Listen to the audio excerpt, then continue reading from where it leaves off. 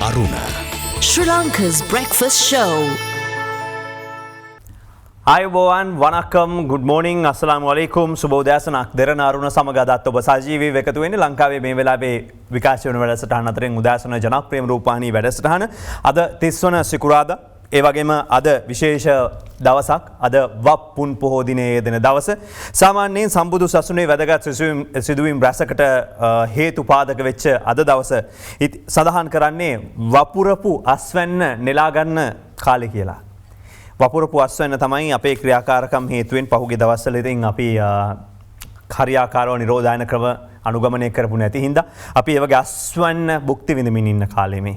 ඒක එහෙම කිව්වට ඇත්තටම ගත්තොත් අද දවස මේ පොහොය වඩාත් සුවිශේෂී වෙනවා. ඒ තමයි බුදුරජාණන් වහන්සේ මාතෘ දිව්‍ය රාජ්‍යයට අභිධර්මයේ දේශනා කොට සෝවාන් ඵලය ලබා දී මනුලොව වැඩම කිරීම අගසව් දෙන අතුරින් දකුණත් සව් සරියුත් මහරහතන් වහන්සේ මහා ප්‍රඥාලාභීන් අතුරින් අගතැන්පත් අනතුරට පත්වීම ඒ වගේම මතු බුදු වන මෛත්‍රී බෝසතුන්ට විවරණ ලබා දීම බුද්ධ අධිෂ්ඨානය අනුව ජයශ්‍රී මහ බෝධියෙහි දකුණු ශාඛාව කඳින් වෙන්වී රන් කටාරමක් මත පිහිටවපු දවස තූපාරාමේදී විනය සංගායනාවක් සිදු කරපු දවස වස් පවාරණය සිදු කිරීම සිද්ධ වෙන දවස අද මේ පුන් පොහෝ දවසේ වැදගත් සිදුවීම් ඒකම අද විශේෂ දවසක් විදිහට සඳහන් කරන්නට ඕන ශුද්ධ වූ මුහම්මද් නබි තුමාගේ උපන්දිනය සංවත්සරය සමරන මිලාදුන් නබි උත්සවය අද දිනට යෙදී තිබෙනවා. ඉතින් ලෝපුරා වෙසෙන ඉස්ලාම් බැතිමතුන් අද දවසේ ඉමහත් උත්සවාකාරයෙන් ආගමානුකූලව මෙය සමරනු ලබනවා. ඉතින් මේ සියල්ල විශේෂ සිදුවීම් විදිහට අපිට දක්වන්න පුළුවන් සම්බුදු සසුන සම්බන්ධයෙන් උත් ඒ වගේම මුස්ලිම් ජනතාවට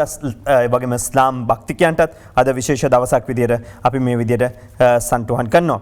මේ එක්කම මෙතනින් එහා පැත්තට අපි සිරස්සල විදිහට ගත්තොත් ඔබ දන්නවා බස්නාහිර පළාතේ සෞඛ්‍ය නීති රීති දැඩි කරලා තියෙන්නේ. ඉතින් දිවයින පුවත්පතේ ප්‍රධාන සිරස්සලයත් එක්ක වැඩසටහන ආරම්භ කළොත් මහජන පොළ ආර්ථික මධ්‍යස්ථාන සැලෝන් රැස්වීම් මේ සියල්ල අත්හිටලා තියෙනවා. අත්හිටව කිව්වට අත්හිට වෙලා තියෙන්නේ කියලා කල්පනා කරලා බලන්න අධිවේගී මාර්ගයේ පිවිසුම ළඟට ගියාම ඔබට බලා ගන්න පුළුවන්. ඊයේ රාත්‍රියේත් ඊයේ සවස් යාමෙත් මොකද්ද සිද්ධ වුනේ කියලා හොඳට හොයලා බලන්න පුළුවන්. මේ කලාපයේ කොවිඩ් වෛරසය පැතිරීම පාලනය කිරීම සඳහා තමයි මේ ක්‍රියාමාර්ග ගත්තේ. ඒ අනුව ගම්පහ කොළඹ සහ කළුතර දිස්ත්‍රික්කවල ප්‍රදේශ කිහිපයක දින නොමැතිව ඇඳිරි නීතිය පනවලා තියෙනවා.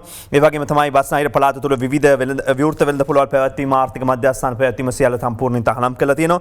බඩබලන සෞඛ්‍ය අධ්‍යක්ෂ ජෙනරාල්වරයාගේ ශ්‍රීධරන් මහතාගේ අත්සනින් යුතුව මේ නිවේදනය නිකුත් කළ තිබුණේ. ඉතින් ඒ වගේම තමයි අද දවසේ දිනමින කියන්නේ කලින් පැන වූ ප්‍රදේශවලට ඇඳිරි නීතිය දිගටම ක්‍රියාත්මක වෙනවා. බස්නාහිරට මේ ඇඳිරි නීතිය ක්‍රියාත්මක වෙන්නේ සඳුදා දක්වා පමණයි කියලා පුවත්පත කියනවා. එයත් අද දිනමින පුවත්පතේ සිරස්සලයක්. නියෝජ්‍ය පොලිස්පති අජිත් රෝහණ මහත්මයාගේ ප්‍රකාශයක් උපුටා දක්වනවා දිනමින. මව්බිම කියනවා සඳුදා අඟහරුවාදා බස්නාහිරට ඇතුළු වන අය දැඩි පරීක්ෂාවට ලක් කරනවා. 29 වෙනිදා නොකියා ගිය අය ගැනත් සොයනවා කියලා අද දවසේ මව්බිම පුවත්පතේ ප්‍රධාන සිරස්සලයේ විදියට වාර්තා කරලා තියෙන්නේ. ඒ අනුව එළමෙන අඟහරුවාදා දවසේ ඔබ හදිස්සියක්වත් එනවා නම් මේ විදිය විශේෂ පරීක්ෂාවට ලක් කරනවා කියලා තමයි සඳහන් කරන්නේ. මම කැමති මේ සිදුවීමත් එක්ක අපි ගොඩ දෙනෙක් කතා කරන්නේ සංඛ්‍යා ලේඛන දත්ත මේ කිසිවක් මත නොවේ. සිරස්සල මත, දකින දේවල් මත, ප්‍රවෘත්ති වලින් වාර්තා කරන දේවල් මත. හැබැයි ඇත්තටම ගත්තොත් සෞඛ්‍ය අංශ සහ රාජ්‍ය බුද්ධි සේවය මේ කටයුතු සිදු කරන යම්කිසි ක්‍රමවේදයක් අනුව අපි මේ ක්‍රමවේදය සම්බන්ධයෙන් කතා කරන්න ඉස්සෙල්ලා පැහැදිලි කිරීමක් කරොත් අද ඩේලි මිරර් පුවත්පතේ සඳහනත් එක්ක මේ ග්‍රැෆික් සටහනේ ඔබට පැහැදිලිව පේනවා මේ නිකන් හුදකලාව හිතිච්ච විදිය නෙමෙයි මේ කටයුතු කරන්න කියලා. දැන් එහෙනම් ආයි හුදකලාව නෙමෙයි හිතිච්ච විදිය නෙමෙයි නම් ක්‍රමෝපායක් විදියට වැඩ කරා නම් එහෙනම් මේක මෙහෙම පැතිරුනේ කොහොමද කියලා. ඔබ බලන්න මේ මාළු වෙළඳපොළ සහ සමස්තයක් විදියට ගත්තාම මිනුවම් ගොඩ පොකුර 6144 දක්වා විශාල වෙලා තියෙනවා. මේ පොකුර ගත්තොත් මීට පෙර පිට රටින් ආපු අය 1419ක් කොවිඩ් ආසාදිතයෝ බවට පත් වුණා.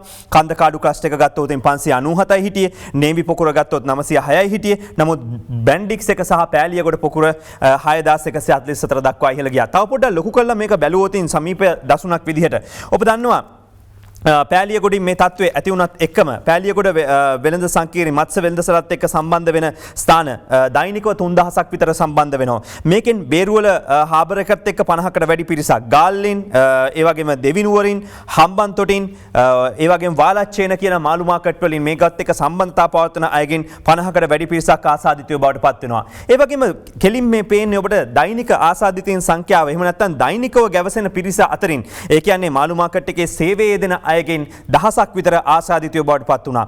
ඒ දහස විතරක් නෙමෙයි ඒ දහස හරහා තවත් විශාල පිරිසක් පොකුරු වශයෙන් ඒ අයගේ පවුල්වල සමාජිකයෝ ආසාදිතයෝ බවට පත් වුණා. අනික් කොටස තවත් විශාල පිරිසක් ඒ අනුව දෛනික අලවි අලවිය යදන කට්ටිය, ඒ වගේම තොගවෙරෙන්දෝ විදිහට එන කට්ටිය, දොරින් දොරට බයිසිකලෙන් ගිහිල්ලා ඉවරලා අලවි කරන කට්ටිය. මේ අයත් එක්ක 100ට වැඩි පිරිස වශයෙන් ගොඩවල් 3ක් වෙනම ආවා. මේ සියලු දෙනා එක්කාසු කරලා බලනකොට අද මේ පොකුර විශාල පොකුරක් බවට පත් වෙලා තියෙනවා. ඒ අනුව ඔබ දන්නවා කල්පිටිය, හලාවත, දික්කෝවිට, පානදුර, බේරුවල, අම්බලන්ගොඩ, හික්කඩුව, දොඩන්දුව, ගාල්ල, මිරිස්ස, කුඩාවැල්ල, තංගල්ල, හම්බන්තොට, කිරින්ද, වාලච්චේන මේ කියන මේ ප්‍රදේශ ගානකටම පැතිරලා ගියා. අනෙක් සෑම පොකුරකම පැතිරීම මෙතරම් ව්‍යාප්ත නොවීමට කාරණා හේතු කාරණා කිහිපයක් තිබුණා. හැබැයි මේ පොකුර එහෙම උනේ නෑ. මේක ශීඝ්‍ර ලෙස පැතිර ගියා. මේක එතකොට ගන්න තියෙන තව ක්‍රියාකාරකම් කිහිපයක් තියෙනවා. එකක් තමයි මුලින්ම සෞඛ්‍යංශ කියපු ඒවා මාළු මාකට් එකේදී අනුගමනය කළා තිබුණේ නැහැ. බ්‍රැන්ඩික්ස් එකෙත් එහෙම තිබ්බා. හැබැයි මේකෙත් එහෙමම පේන්න තිබ්බා. ඒ කියන්නේ ඒකට හේතු කාරණා තිබුණා. උන්ට ප්‍රායෝගික උන්ගේ වෙනදාමත් එක්ක මේ කටයුතු කරන්න බැරි වීම. ඉතින් ඒකත් එක්ක අධික ශීතලක් එක්ක කටයුතු කරනවා දවසේ ඒ ඉඳ සීතලත් එක්ක එයාට මේක පැතිරීම වැඩි වුණා කියලා හිතන්න පුළුවන්. අනිත් පැත්තෙන් දුම් වැටිය මාරු කරගෙන බිව්වා. සමහර වෙලාවට වතුර බෝතලේ මාරු කරගෙන බිව්වා. මාළු පෙට්ටිය අල්ලපල්ලා කිව්වා, මාරු කරගෙන ඇල්ලුවා. අවසාන ප්‍රතිඵලය ඔබ දකිනවා. මේක ඉතාමත් වේගයෙන් සීඝ්‍රයෙන් රට පුරා ව්‍යාප්ත ගියා. ඒගොල්ලොන්ගේ වැරද්දක් විතරක් නෙමෙයි. මේ හැමෝගෙම ක්‍රියාකාරකම්. හැබැයි මේ වගේ මේ පැතිර යාම හේතු වෙච්ච කරුණු ඔබ දැනුවත් වීම වැදගත් හින්දා කිව්වේ. ඉතින් මේකේ මේ වෛරසයේ තත්ත්වය සම්බන්ධයෙන් කතා කරනකොට ඔක්තෝබර් 4 වෙනිදා ඉඳලා 30 වෙනිදා දක්වා තමයි විනුවන්ගොඩ පොකුර ක්‍රියාත්මක වෙන්න පටන් ගත්තේ. මේ කාලය තුලදී වාර්තා වුණේ 2800යි. ඔබ හිතන්න 21 තමයි වාර්තා වුණේ පෑලියගොඩ පොකුර. මේ වෙනකොට දින 7ක කාලයක් 30 වෙනිදා. අද වෙනකොට වාර්තා වෙනවා මේ පොකුර ආශ්‍රිතව දින 9කට වෙද්දී 3000ක පිරිසක්. ඒ අනුව මෙය සීඝ්‍රයෙන් පැතිරෙනවා.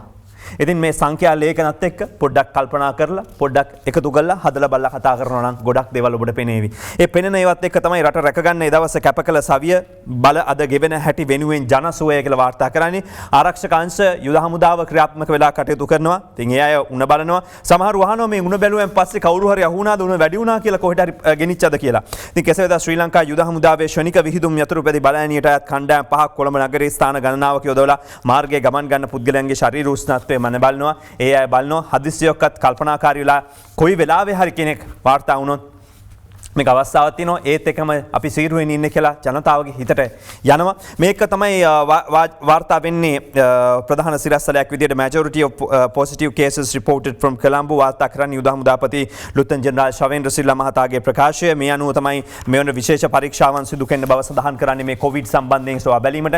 මේ විශේෂයෙන්ම මේ වෛරසය පෙර පැවති වෛරසයමද එහෙම නැත්නම් ඊට වඩා වෙනස් වූ තත්ත්වයක්ද කියලා සොයා බැලීම සඳහා ශ්‍රී ජයවර්ධනපුර විශ්වවිද්‍යාලයේ පරීක්ෂණ කණ්ඩායම මේ වන විට කටයුතු කරනවා කියලා තමයි සඳහන් කරන්නේ. ඉතින් ඒක සම්බන්ධයෙන් ඔවුන් පෙර තිබිච්ච සාම්පල සාද තියෙන තත්ත්වයන් සම්බන්ධයෙන් සලකා බැලීම් සිදු කරනවා. ඒ අනුව තමයි මේ ගැන කියන්නේ. ඉතින් මම හිතන්නේ මේකේ වෛරසය ගැන ඔබට කිසි පරීක්ෂාවක් නොකලත් හිතා ගන්න පුළුවන් මේ කටයුතු බලනවා නම්. මොකද ඔබ දන්නවා හලාවත කන්දකාඩුවේ හෙද නිලධාරීතුමියක් පසුගිය දවසක පොසිටිව් වුණා. ඒ කාලේ බස් එකේ ආවේ හලාවතට. හැබැයි ගෙදර කාටක්වත් වැළඳුනෙත් නැහැ. බස් එකේ ආවයි කියන කාටක්වත් වැළඳුනා කියලා තොරතුරු වාර්තා වුණෙත් නැහැ. හැබැයි මේ ගෙවිච්ච දවස් 9ට පෑලියගොඩින් වාර්තා වුණ හැමෝම ගෙදර ගියා නම් ආශ්‍රිත නම් ගෙදර ගිහලා නිකන් හිටපු කට්ටියටත් වෙන ඇඟි වැළඳිලා තියෙනවා. එහෙනම් මේක ඊට වඩා වේගෙන් ක්‍රියාත්මක වෙනවා කියන එක තමයි මේ කියන්න තියෙන්නේ. මේ අතරම තමයි මේ ඒ හින්දාම නිරෝධායන ඇඳිරි නීතිය ක්‍රියාත්මක වෙනවා. ඉතින් ඔබේ වගකීම පැහැදිලි කරන්න තමයි මෙතෙක් අපි මේ තොරතුරු වාර්තා කළේ. strict enforcement of Western Province quarantine curfew වාර්තා කරනවා. ඒ අනුව ඉතාමත් දැඩිව ක්‍රියාත්මක කිරීමට බලාපොරොත්තු වෙනවා කියලා මේදී සඳහන් කරනවා ඇඳිරි නීතිය මේ වෙනට තියෙන තත්ත්වයක් එක්කම. මේකම ඩේලි නිවුස් පත්‍රවල වාර්තා කරනවා දවසේ over 1200 curfew violators arrested කියලා යනුව 1200ක් ඇඳිරි නීතිය කඩ කර අය අත්අඩංගුවට පත් වූ බව ඩේලි නිවුස් පත්පත කියනවා. අපි මේ මොහොතේ සම්බන්ධ කර ගන්නවා පොලිස් මාධ්‍ය ප්‍රකාශක අජිත් රෝහණ මහත්මයාව. සුබ උදෑසනක් නියෝජ්‍ය පොලිස්පති අජිත් රෝහණ මහත්මයා. සුබ උදෑසනක් ඔබටත් චතුර. ඔබතුමාලා මේ ඇඳිරි නීතිය පැනවුවෙම සාමාන්‍ය සීමා කිරීම කරන්න. හැබැයි අපි දැක්කා ඊයේ හවස යාමේ වෙනකොටත් විශාල පිරිසක් අධිවේගී මාර්ගයන් ඔස්සේ වෙනත් ප්‍රදේශ බස්නාහිර පළාතෙන් පිට වෙන ආකාරයයි. ඉතින් මේක සාර්ථක වුණා කියලා හිතන්න පුළුවන්ද?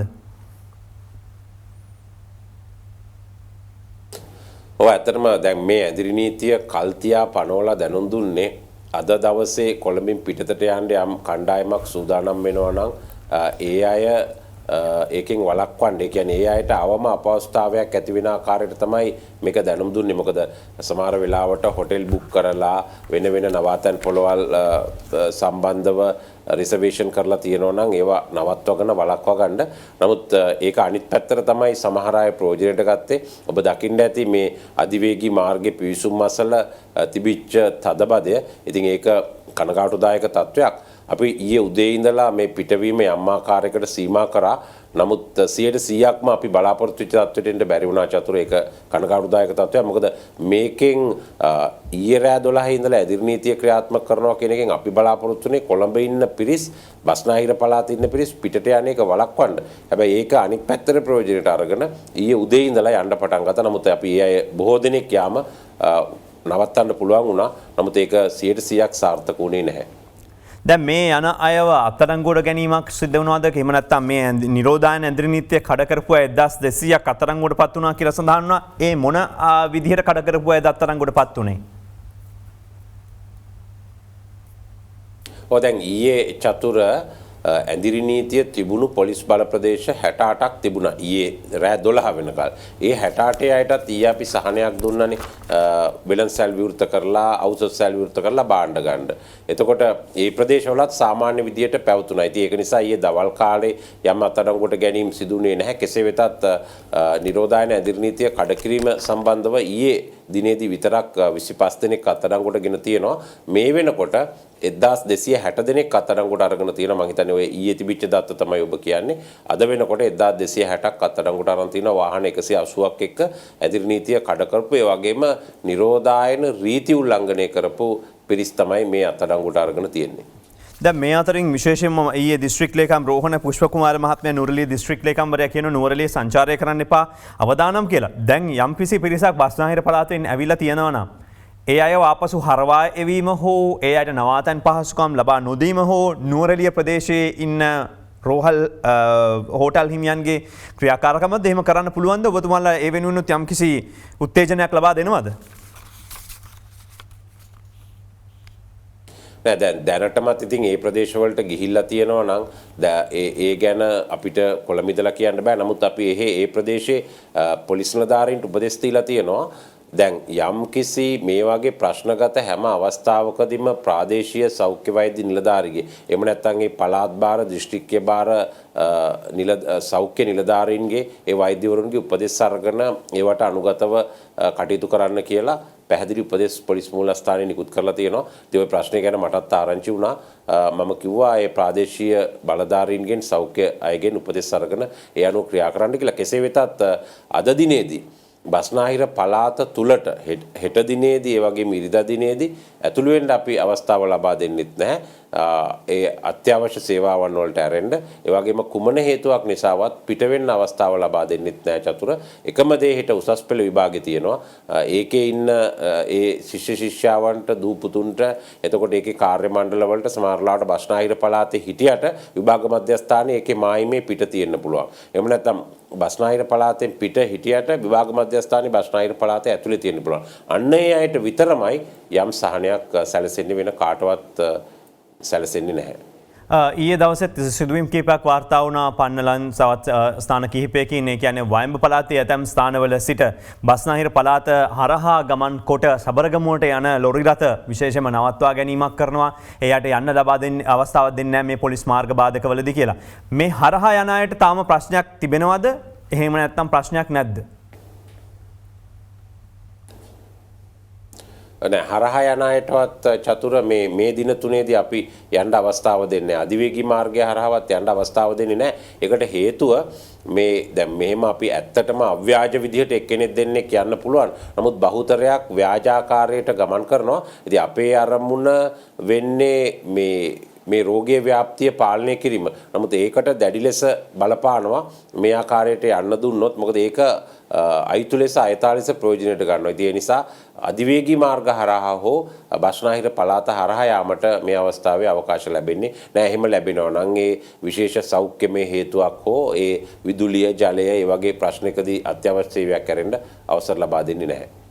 ඒවගේම ඊයේ දවස් අප දැක විරෝධතා එල්ලවීම් කිහිපයක් වුණා මේ නිරෝධායනයට ලක්වන අය නිවෙස්වල ඉන්න අය PCR එකෙන් පොසිටිව් බව වාර්තා වුණාම නිරෝධායන මධ්‍යස්ථානවලට රැගෙන යාමේදී එහෙම නවත්වන්න පුළුවන්ද? එහෙම වුණොතින් දඬුවම් කරනවද? ඒ දඬුවම ලබා දෙන්න නම් මොන වගේ නීති රීති අනුවද ඒ කටයුතු සිද්ධ වෙන්නේ?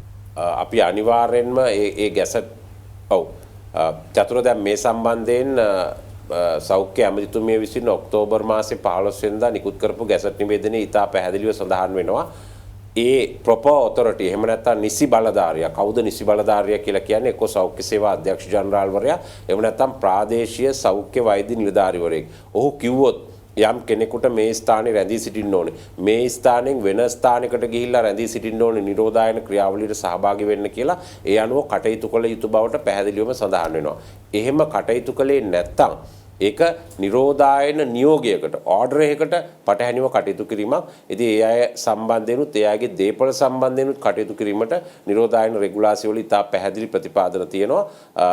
ඒ දේපොළ මුද්‍රා කරන්න පුළුවන් චංචල වෙන්න පුළුවන් නිශ්චල වෙන්න පුළුවන් දැන් වාහනයක් වගේ නම් පොලිසිය බාරයට ගන්න පුළුවන් නිශ්චල දේපොළක් වෙනවා නම් ගෙයක් කාමරයක් අපාර්ට්මන්ට් එකක් ඒවා සීල් කරලා තියන්න පුළුවන් ඊට අමතරව ඒ අයට විරුද්ධව නඩු පැවරීමට හැකියාව තියෙනවා ඊට අනුබල දෙන අයට විරුද්ධවත් නඩු පවරන්න පුළුවන් එම නඩු පැවරුවොත් මාස 6ක බරපතල වැඩ ඇතිව සිර දඬුවමක් ඒ වගේම රුපියල් දසදහසක දඩයකට මේ දෙකටම යටත් කිරීමේ හැකියාවක් තියෙනවා වරදකරු වන අවස්ථාවකදී අධිකරණයකට මගේ අවසන් ප්‍රශ්නය ඔබතුමාට යොමු වෙන ඔක්කොමත් හරි ඔබතුමාලා නීතිය ක්‍රියාත්මක කරන මේ අවස්ථාවේ පොලිසිය ආරක්ෂාව තහවුරු නැද්ද?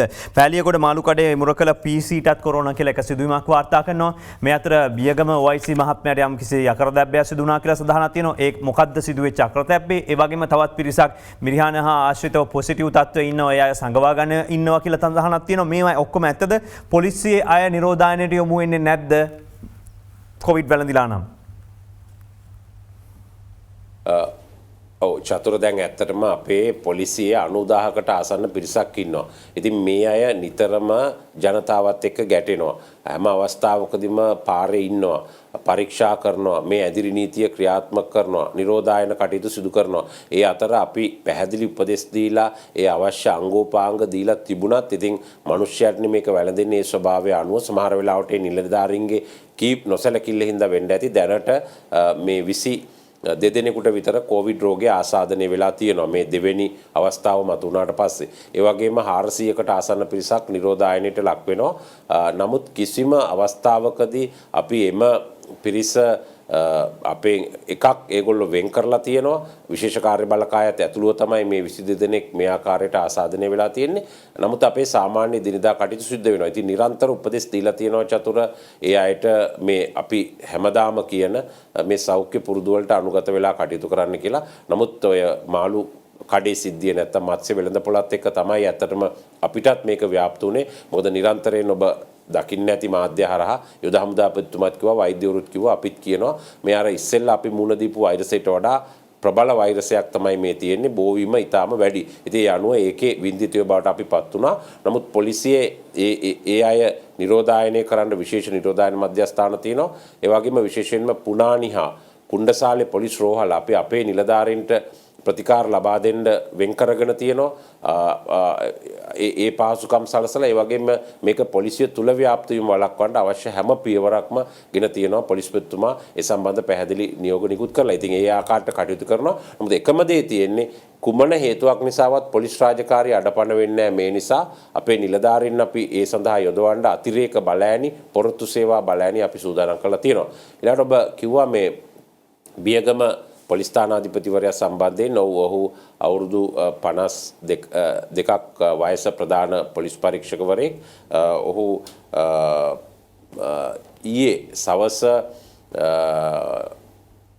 ඒ ජ්‍යෙෂ්ඨ පොලිස් අධිකාරිවරයාගේ කොන්ෆරන්ස් එකට නැත්තම් සාකච්ඡාවට සහභාගී වෙමින් සිටියේදී ඔහුට හෘදයාබාධයක් එහෙම නැත්තම් පපුව රිදෙනවා කියලා පවසලා තියෙනවා. ඒ අවස්ථාවේම කිරිබත්ගොඩ රෝහලට ඇතුළත් කිරීමේදී මිය ගොස් තිබෙනවා.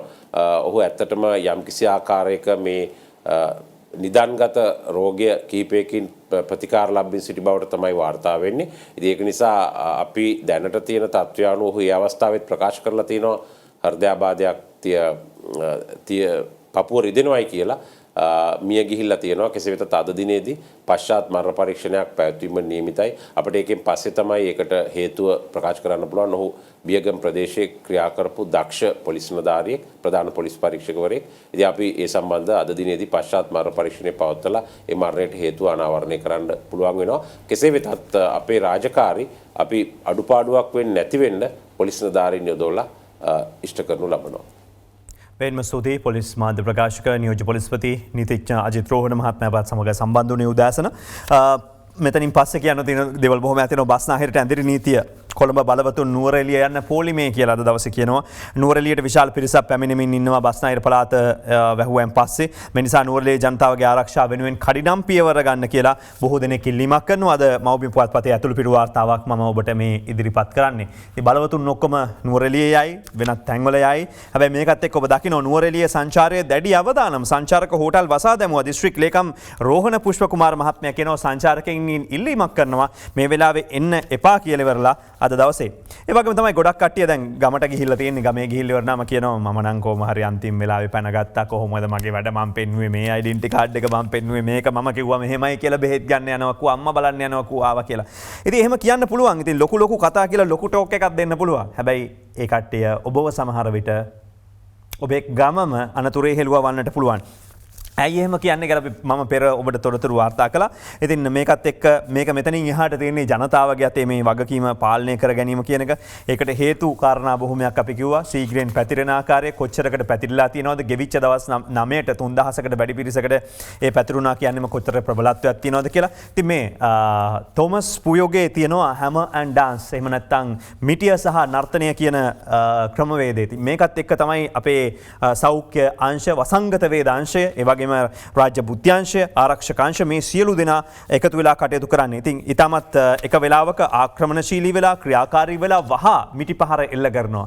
ඉන් පස්සේ ඒක නර්තනයක් දක්වා එහෙම නැත්නම් නටන්න පුළුවන් තත්වයකට පාලනයකට ගෙනෙනවා. ඉතින් මේ පාලනයට ගෙන හැම අවස්ථාවකම අපි දකිනවා ඒක කරගන්න පුළුවන් නම් මිනුවන්ගොඩ පොකුර අද දවස් 14ක් වෙනකොට මේක බැහැගෙන යන තත්වයක් පත් වෙලා තියෙනවා. හැබැයි මෙහෙම පාලනය කරගන්න බැරි තත්වයක් පැලියගොඩින් ඇති වුණොතින් නැත්නම් මේ ස්පයික් එක ලොකුවට ආවොතින් කරගන්න බැරි වෙනවා නැත්නම් මිටිපහර එල්ල කරන්න බැරි වෙනවා මේ ක්‍රමවේදයට අනුව කතා කරොත්. ඉතින් ඔක්තෝබර් 4 ඉඳලා මේ දක්වා තියෙන කාලය ගැන කතා කරලා අපි එන්නේ ඔබට මාළු මුදලාලි කොරෝනා රෝගී ගෝලයා හංගන්න හදලා තියෙනවා. මේ දෙවනි පෙළ තුන්වන පෙළ වෙනකොට මේක අපහසු වෙන්නේ. ඒකයි උත්සාහය වැරදිලා පාරේ දමා ගොස් සිටියදී ඥාති නිවසකින් සොයාගෙන තිබෙනවා හංවැල්ල මහජන සෞඛ්‍ය පරීක්ෂක ලක්ෂ්මන් රාජපක්ෂ මහත්මයා ඊයේ දවසේ මාධ්‍යට මේ ගැන තොරතුරු කිව්වේ. මාළු වෙළඳ සැලේ සේවක කර තමන්ගේ ගෝලයා විස්සාවෙල ප්‍රදේශයේ නිවසක සංගවා තැබීමට උත්සාහ කරලා තියෙනවා. මීගොඩ ප්‍රදේශයේ ව්‍යාපාරිකයෙක් ඉතින් බලන්න කොතරම් වැරදි ආකාරයෙන් මේ කටයුත්ත සිද්ධ වෙලා තියෙන්නේ කියලා. මිනුවන්ගොඩ පෑලියගොඩ කොවිඩ් පොකුරු 6145ට නැග්ගා කියලා කියන්නේ අද දිනමෙන පුවත්පතේ සිරස්තලය. මේක කොවිඩ් පොකුර වෙන් කරෝතින් හරියටම පැහැදිලිව මිනුවන්ගොඩ කොටසයි පෑලියගොඩ කොටසයි කියලා. මීට වඩා මොහොම ලස්සනට මේක විග්‍රහ කරන්න පුළුවන් වේවි. මිනුවන්ගොඩ පොකුර දැන් ක්‍රමක්‍රමයෙන් අඩු වීගෙන යන වෙලාවේ තමයි පෑලියගොඩින් වාර්තා වෙච්ච පිරිසත් එක්ක අනිකුත් පිරිස වර්ධනය වෙමින් පවතින්නේ. පෑලියගොඩ පොකුර පාලනයට සෞඛ්‍ය අංශ දැඩි පරිශ්‍රමයක් යෙදෙනවා. මේ වන විට තවත් පොකුරක් ආවොත් හැබැයි සෞඛ්‍යාංශවලට දරා ගන්න අපහසු වෙයි. ජනතාව වෙනත් ප්‍රදේශවලට යවන්න යාම වැළැක්වීමට කටයුතු කළා තියෙනවා. බස්නාහිර පළාතේ සීමාවන්ට පොලිස් මාර්ග බාධක පනවලා තියෙනවා. නාරාහෙම්පිට කම්කරු කාර්යාල ගොඩනැගිලි ආරක්ෂක නිලධාරීන් 4 දෙනෙකුට කොවිඩ් වැළඳිලා තියෙනවා. ආසාදිතයෝ 2 දෙනෙක් නාගොඩ රෝහලෙන් පැන ගිහිල්ලා තියෙනවා. එක් හොයා ගන්නවා. පිටිපන මාළුවෙන් දේසි වෙළඳ පොලේ ව්‍යාපාරිකයන් සහ ආශ්‍රිතයන් 50කට කොවිඩ් වැළඳිලා. ඒ වගේම තඹුත්තේක මාර්තිකයේ වෙළඳ සැල් 11කට වසලා PCR පරීක්ෂණ සිදු කරලා තිනවා. මතුගම ගම්මාන 12ක් දැනට තියෙන තත්ත්වෙත් එක්ක ලොක්ඩවුන් කරලා තියෙනවා. මේ අතර තමයි මේ ව්‍යාප්තිය බහනකයි හමුදාපතිවරයා කියන්නේ බ්‍රැන්ඩික්ස් පොකුරට වැළඳුනේ අලුත්ම වෛරසයක්ද කියලා ජයවර්ධනපුර සරසවියෙන් මේකට පරීක්ෂා කරනවා කියලා. ඉතින් මේ සම්බන්ධ කටයුතු සතියකට පෙර සිට ඔවුන් මේ සම්බන්ධයෙන් කටයුතු ආරම්භ කළා. ඉතින් ඒ අනුව තමයි කන්දකාඩු මිනුවන්ගොඩ පොකුරු වගේම පෑලියගොඩින් හමු වෙච්ච ආසාදිතයන්ගේ වෛරසය සම්බන්ධ විද්‍යාත්මකව මේ පරීක්ෂණ සිදු කරන්නේ. විශේෂයෙන්ම ස්වයං නිරෝධායන නැවතුණු යුක්‍රේන් ගුවන් යානයක කාර්ය මණ්ඩලයකින් තමයි බ්‍රැන්ඩික්ස් පොකුරේ වෛරසය පැතිර ගියා කියලා බුද්ධ්‍යංශ තොරතුරු වාර්තා කළේ. ඉතින් 80ක් පමණ නිවැරදි වෙනවා. තවත් පැතිකඩ ඔස්සේ තහවුරු කිරීමට පරීක්ෂණ සිදු වෙනවා. තුර්කියේ සිට පැමිණි යුක්‍රේන් ගුවන් කාර්ය මණ්ඩලයේ සමාජිකයාට සැප්තැම්බර් 13 වෙනිදා කොවිඩ් ආසාදනය වෙලා තියෙද්දී හෝටල් කාර්ය මණ්ඩලයේ 18 දෙනෙක් නිවාසවලට දිනපතා රැකියාවට ගිහිල්ලා පැමිණලා තියෙනවා. සාමාන්‍යයෙන් මේ හෝටල් වල කට්ටියට කියලා තියෙන්නේ ඒ අයට අනිවාර්යෙන්ම නිරෝධායනයට ලක් වෙලා දින 14ක් යනතුරු ඒ අයත් මේ හෝටල් වල රැඳී සිටිය යුතුයි කියලා නමුත් ඒක එහෙම වෙලා තිබ්බේ නැහැ. ඉතින් ඒකත් එක්ක තමයි මේ පැතිරීම වේගවත් වෙන වෙලාවේ ඔබට කියන්න තියෙන්නේ PCR පරීක්ෂණයත් එක්ක බොහෝ දෙනෙක් හිතනවා දැන් ප්‍රශ්නයක් නැහැ. පරීක්ෂාව ආවෙන් පස්සේ මම නවත්තනෝ හැසිරීම කියලා තත්ත්වතොරතුරු කියන්න පොඩ්ඩක් එහාට ගිහලා CCD නිලධාරීන් 13කට කොවිඩ් වැළඳිලා තියෙනවා මේකම ඒ අතුන තමයි කොළඹ අපරාධ කොට්ටාශයේ තවත් පොලිස් නිලධාරීන් 13 දෙනෙකුට කොවිඩ් වෛරසය ආසාදනය වී ඇති බව වෛද්‍ය වාර්තාවලින් අනාවරණය වෙන්නේ කොළඹ අපරාධ කොට්ටාශය ඊයේ නිල වශයෙන් තහවුරු කළා තමන්ගේ නිලධාරීන්ට මෙසේ ආසාදනය වී ඇති බව මේ අතර බ්‍රැන්ඩික්ස් පොකුරේ මුල හොයන්න CCD එක බෑ කියනවා නිලධාරීන් අනතුරේ දාන්න බෑ කියලා තියෙන්නේ උන්ට මේ තත්ත්වයත් එක්ක කොරෝනා දෙවෙනි රැල්ල වගකිව යුත්තන් සොයන ලෙස වැඩබලන පොලිස්පතිවරයා කොළඹ අපරාධ කොට්ටාශයට නියෝග කළා. ඒ පිළිබඳ විමර්ශනයක් මේ මොහොතේ සිදුවනවා. මේක සිදු කරන්නට බැහැ. මොකද කොළඹ අපරාධ කොට්ටාශය කියනවා මේ කොවිඩ් තත්ත්වයත් එක්ක දෙවනි රැල්ලක් නිර්මාණය වීමට හේතුව බ්‍රැන්ඩික්ස් ආයතනයට හෝ බලධාරීන් හා සේවකයන් මෙන්ම රාජ්‍ය ආයතන වලට හෝ ගිහිල්ලා උන්ගේ ප්‍රකාශ ලබා ගැනීමට තියෙන අපහසුතාවය මේ තැන් වලට ගිහිල්ලා අපේ කට්ටියගෙන් ඒ ජනතාවගෙන් ප්‍රකාශ ලබා ගන්න ගිහිල්ලා අසීරුතාවයට පත් කරන්න බෑ මේ අයව කියලා මේ අවස්ථාවේදී සඳහන් කළා තියෙනවා. ඉතින් කෙසේ නමුත් කොළඹ අපරාධ කොට්ටාශය මේ සම්බන්ධයෙන් පැහැදිලිව සඳහන් කළ තියෙන ඔවුන්ගේ ප්‍රකාශය. ඉතින් මේකත් එක්ක තමයි අරුණ පුවත්පතේ සිරස්තලය කියන්නේ දැන් නීතිපතිතුමා තමයි වැඩ බලන පොලිස්පතිතුමාට කිව්වේ. මේ කිව්ව පළියට විමර්ශන කරන්න එපා. වෛරසයේ අගමුල හෙවීම සුපිරි කණ්ඩායමකට පවරන්න නීතිපති වැඩ බලන පොලිස්පතිට දන්නනවා යනුව මේ වන විට විමර්ශනයට යොමු කරන්න කියලා මම කිව්වා කියලා කරන්න එපා. මේක යම්කිසි පිරිසකට සුපිරි කණ්ඩායමක් හදන්න කියලා. ඉතින් නීතිපතිවරයා කියනවා අපරාධ විමර්ශනය කොළඹ අපරාධ කොට්ටාශය වෙත හුදෙක් යොමු කිරීමක් පමණක් කියලා. ඒ සම්බන්ධයෙන් තමයි කරුණු සොයා බලලා වහා නිලධාරීන්ට කියලා තියෙන්නේ වගේම නීතිපතිවරයා දැනුම් දීලා තියෙන්නේ මෙවැනි තත්ත්වයකදී වැඩ බලන පොලිස්පතිවරයා බ්‍රැන්ඩික්ස් පුකුර සම්බන්ධ විමර්ශන අපරාධ කොට්ටාශයට බාර දීලා තිබියදී මේ තත්ත්වය සාධාරණ වෙන එකක් නෑ සාර්ථක වෙන එකක් නෑ. ඒ හින්දා මේ සිද්ධියේ මහජන වැදගත්කම රටේ උද්ගත වෙලා ඇති හදිසි සෞඛ්‍ය තත්ත්වය සැලකිලිටගෙන ඒ සම්බන්ධයෙන් ප්‍රමුඛතාව ලබා දීලා පොලිසිය විවිධ කොට්ටාශවල ජ්‍යෙෂ්ඨ දක්ෂ සහ පළපුරුදු නිලධාරීන්ගේ සමන්විත ඉහළ මට්ටමේ විමර්ශන කණ්ඩායමක් යොදලා විමර්ශන කරන්න කියලා. නමුත් කොළඹ අපරාධ කොට්ටාශය කියන මේ තියෙන තත්ත්වෙත් එක්ක මේ විමර්ශනයේ ඉස්සෙල්ලා තමන්ගේ නිලධාරීන් ටික පරිස්සම් කර ගැනීම වැදගත් කියලා. ඉතින් මේක මේ විදිහට දෝලණය වෙන වෙලාවේ තමයි තමන්ගේ ආරක්ෂාව තමන්ට බලා ගන්න තත්ත්වයකට එන්න පුළුවන්. ඒ හින්දා තමයි ඔබට කියන්නට තියෙන්නේ වහා ඔබේ ආරක්ෂාව වෙනුවෙන් කටයුතු කරන්න කියලා.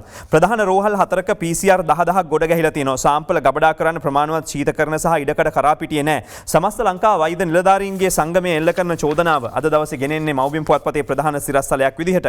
මේ පරීක්ෂණ ප්‍රතිඵල ලබා දීමට නොහැකි වීම හේතුවෙන් කරාපිටිය රෝහල තුල PCR සාම්පල 2145ක් කිර වෙලා අනුරාධපුරයේ සාම්පල 1500ක් IDH එකේ සාම්පල 1800ක් වෛද්‍ය පර්යේෂණ ආයතනයේ සාම්පල 4500ක් විදිහට හිර වෙලා තියෙනවා. මේ අනුව සමස්ත ලංකා වෛද්‍ය නිලධාරීන්ගේ සංගමේ ලේකම් වෛද්‍ය ජයන්ත බණ්ඩාර මහත්මයා කියන්නේ මේ සාම්පල් සෙල්සියස් අංශක 4ක උෂ්ණත්වය ගබඩා කරලා තියන්න ඕන ගත්තයන් පස්සේ. ඉතින් කෙසේ වෙතත් මේ තමයි මේ වන විට තියෙන තත්ත්වය. ඉතින් මම හිතන විදිහට ඊයේ දවසේ විතරක් PCR පරීක්ෂණ 11100ක වාර්තා ඇවිල්ලා තිබුණා. ඉතින් ඉස්සෙල්ලා අලුතෙන් සාම්පල් එකතු කරනවට වඩා තියෙන ඒ වගේ ප්‍රතිඵල දීම වැදගත් බව තමයි ඊයේ සඳහන් වෙලා තියෙන්නේ. ඉතින් ඒ අනුව තමයි මේ ඉක්මනට මේ 11100ක පරීක්ෂණ වාර්තා එලා තියෙන්නේ. ඉතින් ඒකම PCR ධාරිතාව වැඩි කර ගැනීමට තිබූ අවස්ථාව අමාත්‍යාංශ නිලධාරීන්ගේ වරදින් මගහැරී ගියා කියලා රවි කුමුදේශ් මහත්මයා එහෙම නැත්නම් සෞඛ්‍ය වෘත්තීය වේදීන්ගේ විද්වත් සංගමේ සභාපතිවරයා චෝදනා කරනවා. PCR පරීක්ෂණ ධාරිතාව වැඩි කර ගැනීමට තිබූ අවස්ථාවන් සෞඛ්‍ය අමාත්‍යාංශ ඇතම් නිලධාරීන් මගහැරියා. ඒ වගේම තමයි PCR පරීක්ෂණ ධාරිතාව වැඩි කරගන්න පසුගිය කාලය පුරාම විවිධ යෝජනාවන් ඔවුන් ඉදිරිපත් කළා. නමුත් ඒක ක්‍රියාත්මක වුණේ නෑ. රැපිඩ් ටෙස්ට් එක එහෙම නැත්නම් ෂණික පරීක්ෂණ ප්‍රතිදේහ සහ ප්‍රතිදේහ ජනක පරීක්ෂා කරන්න ඕන කියලා ඒ වෙනුවෙන් පෙනී සිට සමහර අය. නමුත් මේවා වෙනුවෙන්වත් හිටියේ නෑ. තවත් සමහරු විවිධ දේවල් කිව්වා. කට්ටිය මේවා ඇද්දා. ඒක තමයි අවසානයේ සිද්ධ වුණේ. මේ අතරම රටේම සියලු රසායනාගාර PCR පරීක්ෂණ සිදු කරන්නේ සාම්ප්‍රදායික ක්‍රමයකටයි. පරීක්ෂණයක ප්‍රතිඵල ලබා ගැනීමට පැය 8ක කාලයක් බලා සිටීමට සිදු වෙලා තියෙනවා කියලා ඔහුම ප්‍රකාශ කරනවා. ඒ අනුව විශාල කාලයක් බලා සිටීමට සිදුවීමත් එක්ක මේ පරීක්ෂණ සම්බන්ධයෙන් තිබෙන ගැටලුව තව දුරටත් මතුවෙලා. මේ අතර ඔබ දන්නවා දෛනිකව 1500කට වැඩි ප්‍රමාණයක් PCR වාර්තාවන් ලබා ගන්න පුළුවන් කියලා කිව්වා මුල්ලේරියාව යන්ත්‍රයත් එක්ක. හැබැයි මුල්ලේරියාවේ කැඩිච්ච PCR මැෂින් එක හදන්න තවමත් කටයුතු කළා නෑ. හැබැයි මේක හදනවා කියලා තමයි අද දවසේ වාර්තා කරලා තියෙන්නේ. කෙසේ වෙතත් අද නියෝජිතයෙක් පැමිණීමට නියමිතයි. රාජතාන්ත්‍රික මට්ටමින් ඉහළ මැදිහත් වීමක් කරලා තමයි මේ නියෝජිතයා පැමිණෙන්නේ. යුද හමුදා පතියේ වගේම මේ කොවිඩ් පැතිරීම වැළැක්වීමේ ක්‍රියාන්විත මධ්‍යස්ථානයේ ප්‍රධානියා විදියට යුද හමුදාපතිතුමා සඳහන් කරනවා මුල්ලේරියාවේ PCR යන්ත්‍රය අලුත් වැඩියා කරන්න මෙරට තාක්ෂණික නිලධාරීන් උත්සාහ කළත් ඒ ව්‍යර්ථ වීමත් එක්ක මේ වන විට මේමට අවස්ථානුකූලව ගතයුතු ක්‍රියාමාර්ග අරගෙන මේ අදාළ පුද්ගලයා ගැන මේක ඉක්මනට හදනවා කියලා අද ඇවිල්ලා අදම වුන් හදනවා කියලා තමයි දැනට තියෙන තොරතුරු කියන්නේ. මම හිතන්නේ ඔබ පැටලීමක් කරගන්න පුළුවන් මේ ටෙස්ට් රිසල්ට් සම්බන්ධයෙන් කිව්වා මේවා 11000ක් විතර ආවට ඊයේ පරීක්ෂණ විදියට සිදු වෙලා තිබෙන්නේ 9725යි PCR පරීක්ෂාවන්. අහඹු PCR පරීක්ෂණ කළා කොරෝනා මඩින්න වහා පියවර ගන්න කියලා ජනාධිපතිතුමා උපදෙස් ලබා දීලා තියෙනවා. ඒ අනුව තමයි කොවිඩ් පොකුරු ඇතිවීම සම්බන්ධයෙන් වහා කටයුතු කරන්න විශේෂයෙන්ම කොවිඩ් ආසාදිතයෝ ආශ්‍රිතයෝ නිරෝධායනීය PCR පරීක්ෂණ සේවා නිරීක්ෂණ තීරණ ගැනීම මේ සියල්ල සම්බන්ධයෙන් අත්‍යවශ්‍ය දත්ත රැසක් අලුත් ඇප් එකක් ඔස්සේ හඳුන්වලා දෙනවා. බස්නාහිර පළාත් සෞඛ්‍ය සේවා අධ්‍යක්ෂ ධම්මිකා ජයලත් මහත්මිය ප්‍රධාන කණ්ඩායම විසින් මේ යෙදුම හඳුන්වලා දීලා තියෙනවා. මේ නිරීක්ෂණය කරපු අවස්ථාවේ තමයි ජනාධිපතිතුමා එක සඳහන් කරන්නේ. ඉතින් තවත් සමහරු අවස්ථා කරනවා විශේෂයෙන්ම මේ වන විට නවසීලන්තයේ ඒකම කොරියාවේ තවත් විවිධ තැන්වලදී අපි දැක්කා හඳුන්වා දීම ජෝන් හොප්කින්ස් එකෙන් විශේෂ හඳුන්වා දීම් කරලා තිබුණ අලුත් ඇප් එකක්. ඒ වනුව ආසාදිතයෝ ආශ්‍රිතයෝ හඳුනා ගැනීම පහසු කරන්න. ඒ වෙනුවෙන් ලංකාවෙත් විශේෂ ඇප් එකක් නිර්මාණය වෙනවා කියලා සඳහන් කරනවා. අපි ඒ සම්බන්ධයෙන් ඔබට තොරතුරු ගෙනෙන්නම්. වෛද්‍යරු නිරෝධායනයට යැවීමෙන් කොළඹ ජාතික රෝහලේ දැන් ගැටලු රසක් ඇති වෙලා තිබෙනවා කියලා රෝහල ආරංචි මාර්ග කියනවා. වෛද්‍යරුන් බොහොමයක් ආරක්ෂිත ඇඳුම් කටල භාවිතා නොකර රෝගීන් පරීක්ෂා කිරීම හේතුවෙන් මේ තත්ත්වය උදා වුණා කියලා තමයි අද දවසේ සඳහන් කරන්නේ. කොළඹ ජාතික රෝහලේ මියගිය දෙදෙනාටම PCR පරීක්ෂණ සිදු කරලා තියෙනවා. ඒවයින් තහවුරු වෙලා තිබෙන කරුණු තමයි කියන්න වෙන්නේ සාමාන්‍ය රෝග තත්ත්වයක් මත මියගිය බවට තමයි සෞඛ්‍ය ලේකම්වරයා අනාවරණය කරලා තියෙන්නේ. ඉතින් මරණයට හේතුව අනාවරණය කර ගන්නවා කවුරු මියගියත් කියලායි මෙහිදී සඳහන් කරන්නේ. වෛද්‍යවරුන්ට අමාත්‍යාංශයට නෑවිත් අත්‍යවශ්‍ය රාජකාරී කිරීමට දුරකථන අංක හඳුන්වලා දීලා තියෙන්නේ. ඒ අනුව 0112 69 40 33 එක දුරකථන අංකයක්. ඒ අනුව පශ්චාත් සීමාවාසික සහ සීමාවාසික පුහුණු ලබන වෛද්‍ය නිලධාරීන්ට අත්‍යවශ්‍ය රාජකාරී කටයුතු සඳහා සෞඛ්‍ය අමාත්‍යාංශයේ තෘතීක සත්කාරක සේවාංශය වෙත පැමිණීමෙන් තොරව රාජකාරී කරන්න හැකියාව තිබෙනවා. තොරතුරු තව බොහෝ තියෙනවා ඔබට ගෙනෙන්නට. මොහොතක් දෙන්න අපි කෙටි විරාමයකට යමු වෙලා ඉන්නකම් මේ දෙරණ අරුණ. දෙරණ අරුණ. Sri Lanka's breakfast show. ඔබ යාලි දෙරණ අරුණ සමග එකතු වෙන්නේ. අද අය වෛද්‍ය අසේල ගුණවර්ධන සෞඛ්‍ය සේවා අධ්‍යක්ෂ ජනරාල් ධුරේ වැඩ ආරම්භ කළා.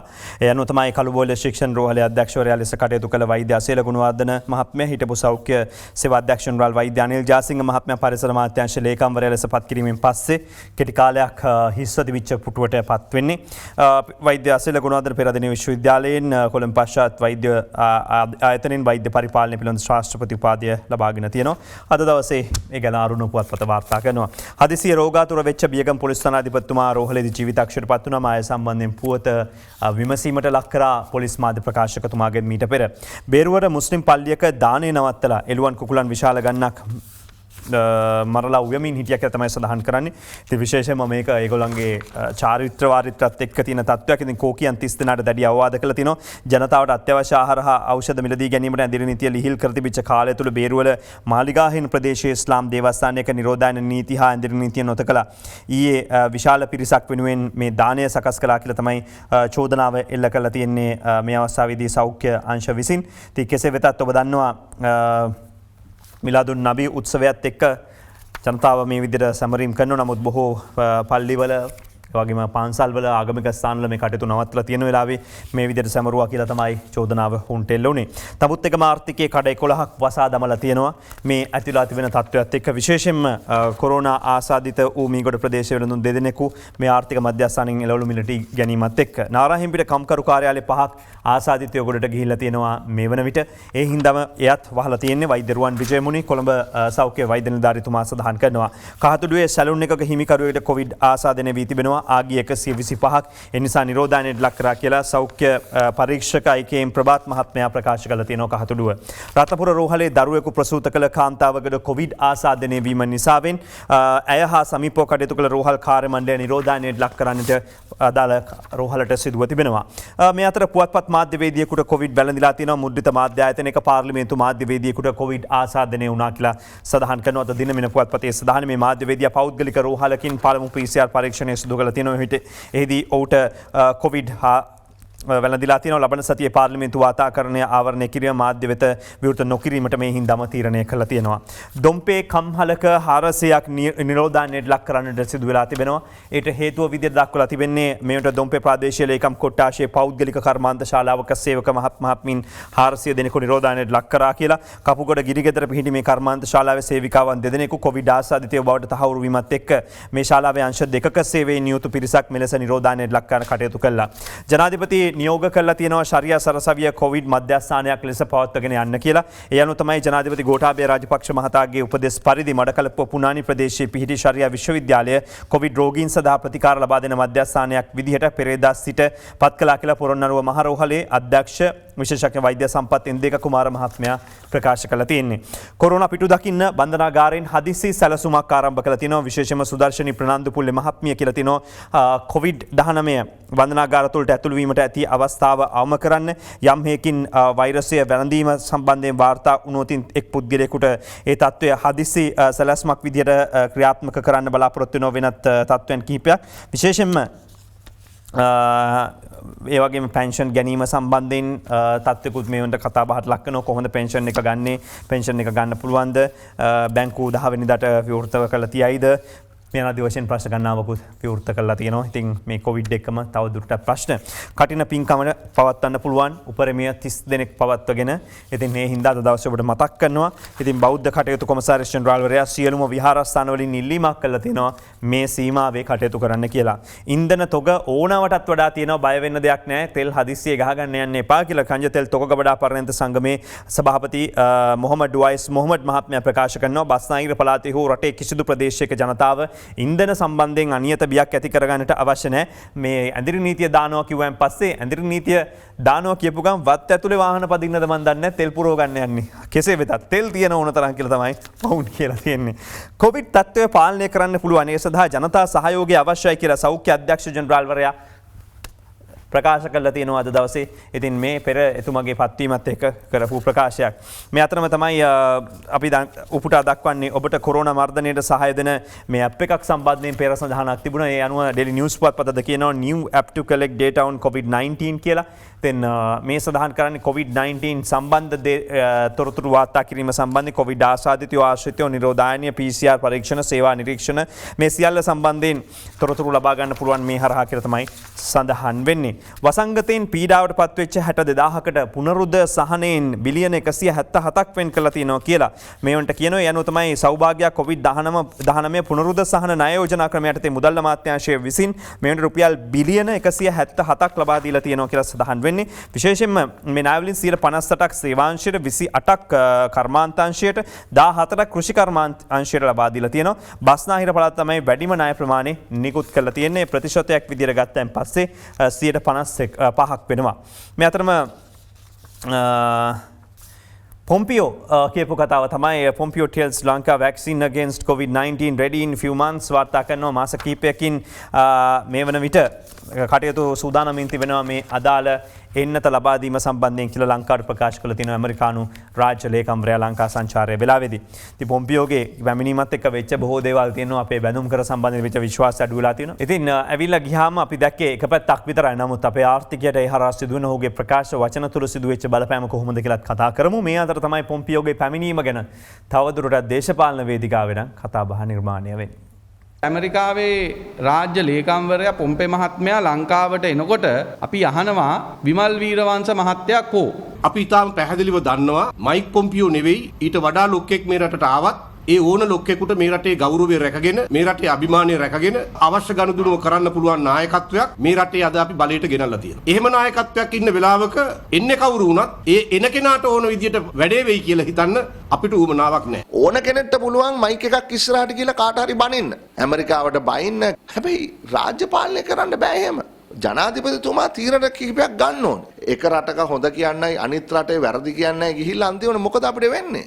අන්තිමට අපේ රට කුඩු පට්ටම් වෙන තැනකට වැටෙනවා. ඇමරිකාවේ රාජ්‍ය ලේකම්වරයා ලංකාවට එන්න ඉස්සෙල්ලා ටෙලිෆෝන් එකේ උන්නහලා ටිකයි ජනතා යුක්ති පෙරමුණේ උන්නහලා ටිකයි නොයෙක් නාටක රඟපානවා අපි දැක්කා. MCC ගිවිසුම අත්සන් කරන්න තමයි රාජ්‍ය ලේකම්වරයා ලංකාවට ආවේ කියලා. රාජ්‍ය ලේකම්වරයා MCC ගිවිසුමක් අත්සන් කරේ නෑ. රාජ්‍ය ලේකම්වරයා සමරු පොතේ සමරු සටහනක් ලැබුවා. දැන් මේ සමරු සටහන තමයි දැන් බලා ගන්න තියෙන්නේ. ඔන්න දැන් මෙච්චර දවස් හැංගිලා හිටපු විමල් වීරවංශ මහත්තයයි ගම්මන්පිල මහත්තයයි එළියට ඇවිල්ලා. දැන් එළියට ඇවිල්ලා කියනවා පොම්පියෝ ආවා, පොම්පියෝ ගියා. කෝ කෑ ගැහුවට මොකුත් උනේ නෑනේ කියලා දැන් ඇවිල්ලා නිකන් අපිට නිකන් ඔච්චමට වගේ කතා කරනවා. ඉතිහාසයේ ඉඳලම ඇමරිකානු විරෝධයක් පෙන්නලා MCC ගිවිසුම අත්සන් කරොත් රටේ කෑල්ලක් බෙදෙනවා. රටේ තාප්පයක් ගහනවා කියලා මහ ලොකු දැවැන්ත ප්‍රචාරයක් ගෙනහිල්ලා අවසානයේදී පොම්පියෝ එනවා කියපු ගමන් කට වහගෙන හැංග වුණා ඇඳයට. ඇඳයට හැංගිලා දැන් පොම්පියෝ ඇවිල්ලා කියපු ගමන් එළියට ඇවිල්ලා කියනවා දැක්කනේ මුකුත් උනේ නෑනේ කියලා. මේක අර දැක්කොත් බුවා නැත්තම් එබුවා වගේ වැඩක් තමයි. අපිට ඇමරිකාවත් එක්ක පෞද්ගලික තරහක් නැහැ. අපි අභියෝගයට ලක් කරේ ගිවිසුමේ තිබුණු රටට අහිතකර වගන්තිවලට. රටේ ආරක්ෂාවට තර්ජනයක් වෙන ආකාරයේ ව්‍යාපෘතියක් අපේ ආණ්ඩුව සමය යෝජනා වෙලා නැහැ. එහෙම වුණා කියනවා නම් ඒක බොරුවක්. සමහර අය කිව්වා ඇමරිකාවට MCC ගිවිසුම ගැන කතා කරන්න ආවා. සෝපා ගැන කතා කරන්න ආවා. මේ වෙනම ඉඩම් වෙන් කරගන්න ආවා. එහෙම දෙයකට ආව නෙමෙයි කියන එක මං පැහැදිලිව කියන්න කැමතියි. රටට අහිතකර කිසිම දෙයක් වෙන්නේ නැහැ. ඒක මට වගකීමෙන් කියන්න පුළුවන්. හොරට මේ ගිවිසුම අත්සන් වෙන්නෙත් නැහැ. මේ අතර තමයි මේ කියන කතාවලට අමතරව සිද්ධ වෙන කියන්නේ පොම්පියෝගේ චීනයට විරුද්ධව කරපු ප්‍රකාශයත් එක්ක ලංකාවේ බැඳුම් කර සම්බන්ධයෙන් වෙච්ච වටිනාකම පහළ ගිහිල්ලා තියෙනවා. අද ඒ සම්බන්ධ වාර්තා කරන පුවත්පත් දෙකක් එකක් තමයි අරුණ පුවත්පත එක්සත් ජනපද රාජ්‍ය ලේකම් මයික් පොම්පියෝ ශ්‍රී ලංකා සංචාරය අතරතුර මේ විදිහට චීනයට චෝදනා කිරීමත් එක්ක තමයි අන්තර්ජාතික වෙළඳතලයේ ශ්‍රී ලංකා රාජ්‍යයේ බැඳුම් කරවල වටිනාකම විශාල වශයෙන් පහළ යන්නේ. පොඩි ගාණක් නෙමෙයි 140කින් මේක පහළ ගිහිල්ලා තිබෙනවා කියලා තමයි වාර්තා කරන්නේ. ඒ කියන්නේ මුහුණත වටිනාකම පොම්පියෝගේ චීන විරෝධයත් සමග 140 දක්වා පහත ගිහිල්ලා තියෙනවා. විදේශ ණය ගෙවීම බරපතල අර්බුදයකට පැමිණෙන්න පුළුවන් ශ්‍රී ලංකා රජයට. ආසියානු සංචාර අතරතුර ලංකාවට පැමිණි එක්සත් ජනපද රාජ්‍ය ලේකම්වරයා ඔබ දන්නව පහුගිය බදාදා විදේශ මන්ත්‍රීවරයා සමග පැවැත් වූ ප්‍රවෘත්ති සාකච්ඡාවේදී චීනයට මේ විදිහට බරපතල චෝදනාවක් එල්ල කරා. ඔහු මේ ලංකාව ඇතුළු රටවල් ගිල ගන්න විලෝපිකයෙක් කියලා කිව්වා.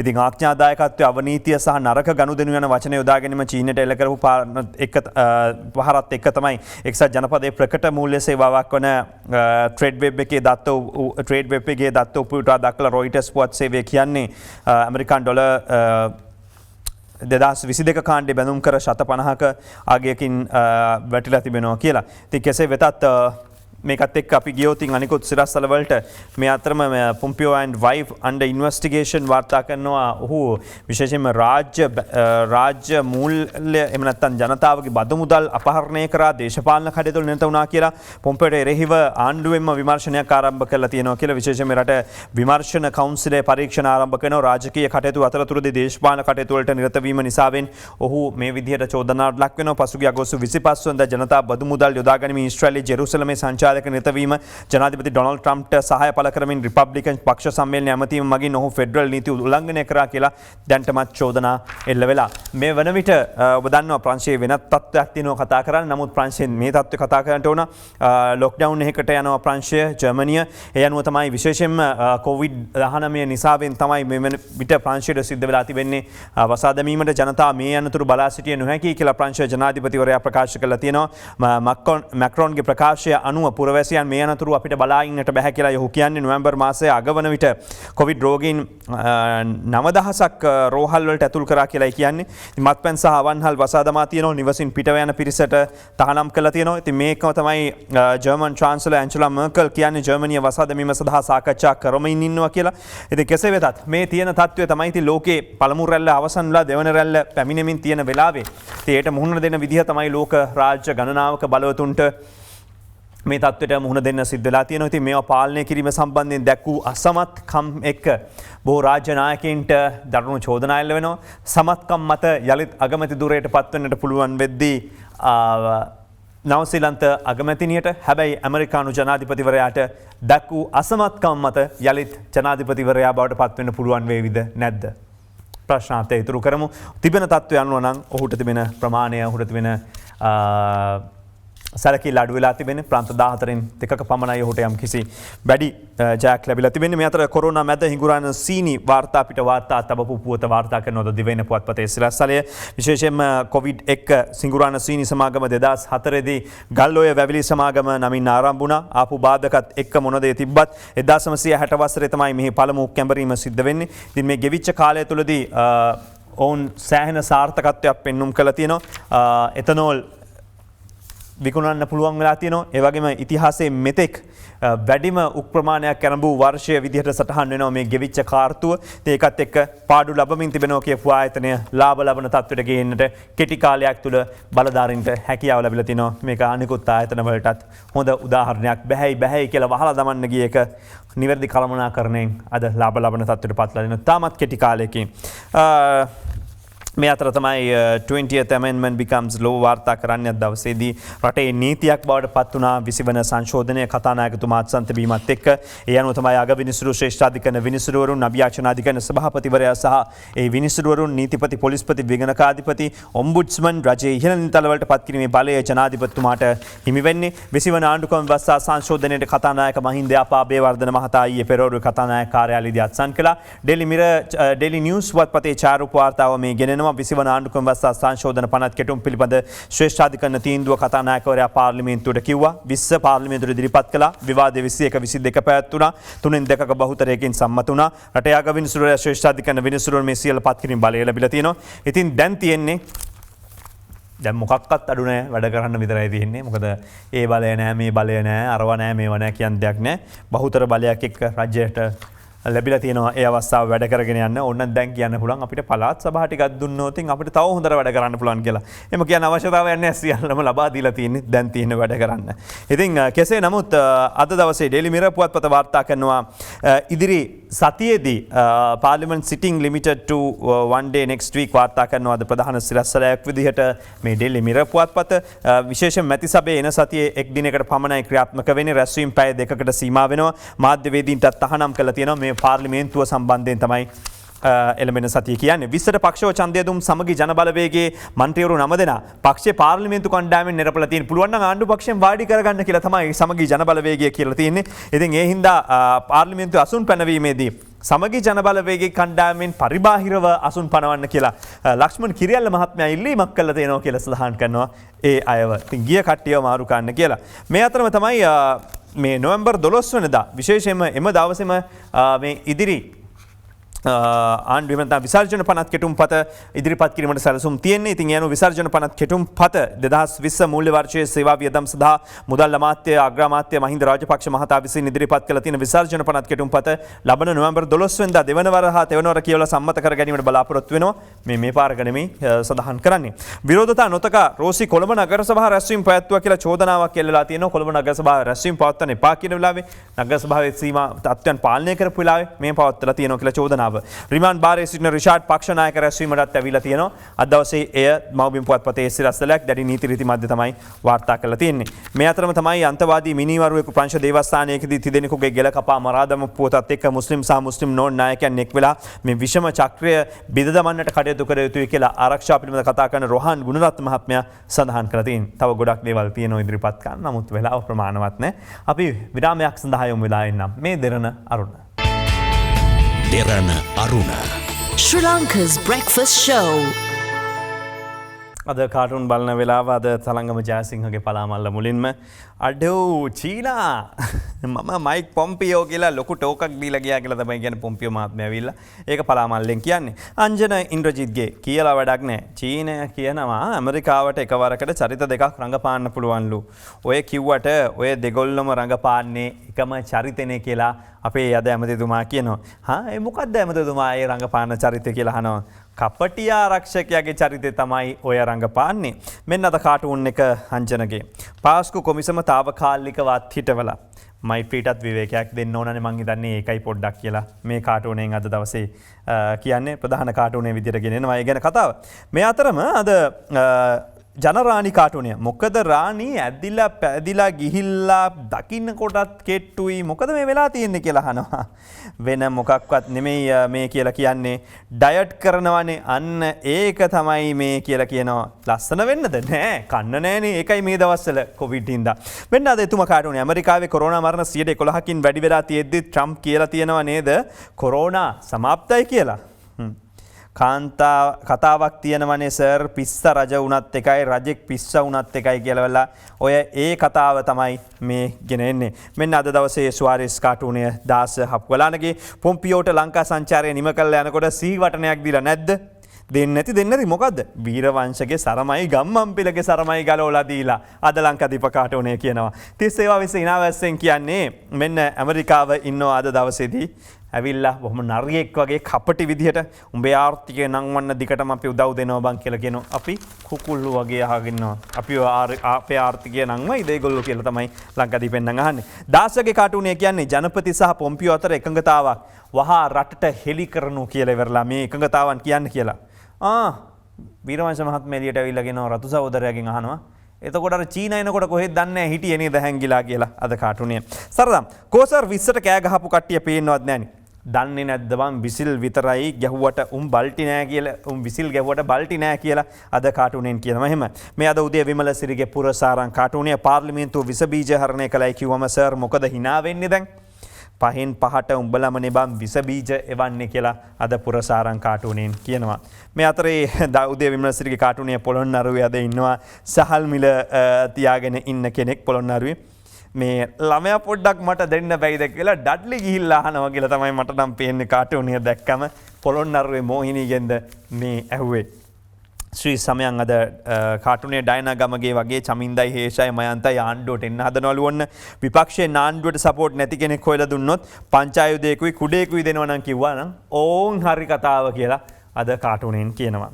අපි මේකම යනවා අද මර්සිපාල කාටුනේට ඇඳිරි නීති ප්‍රදේශවල බිල්පත් නොගෙව්වට වතුර ලයිට් කපන්න හැල්ලු. ගිය පාර වගේ බිල් එන්නේ නැද්ද දන්නේ මේ පාරත් කියලා කාටුනෙන් නම් අහන්නේ. දවසේ 14 වැඩසටහන අවසන් කරන්නේ. කොවිඩ් ඇස්සේ නාටක පිටපතක් ලියා. මයික් පොම්පියෝ මෙරටට ඇවිත් ගියා. රටම නටති ඔක්කොම වැඩ පසෙක තියා බලා හිඳිමු හෙට වෙන්නේ මොකද කියා. මේ පොම්පියෝ කතා විශ්ව කතා අර කතා මේ කතා නෙමේ පරිස්සම් වෙලා ගෙදරට වෙලා ඉන්න කවුරු හරි කියනවා නම් අපි නම් පැනලාව බස්නාහිර පළාතෙන් කියලා ටිකක් සැලකිලිමත් වෙන්න ඔබේ ගමටත් කොවිඩ් අරගෙන ආවේ ඔහු හෝ අය වන්නට පුළුවන්.